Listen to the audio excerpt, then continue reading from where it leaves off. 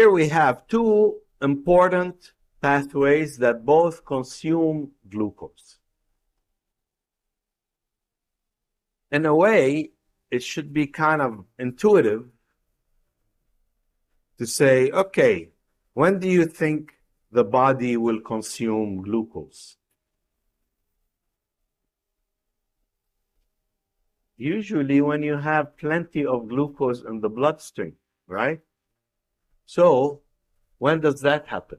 That happens typically after a meal, within 4 hours after a meal.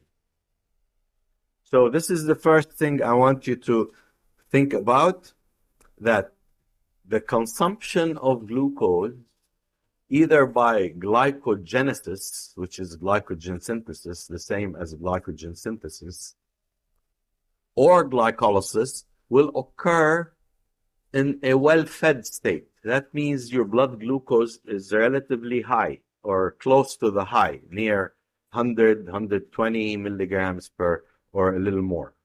Okay, so so that's when these glucose consuming processes will occur. There are two other processes involving glucose. Those are, as the subtitle shows, those processes, the function is to restore blood glucose.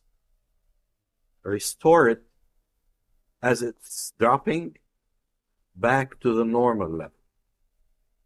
And how do you restore blood glucose? Obviously, you restore blood glucose by producing glucose.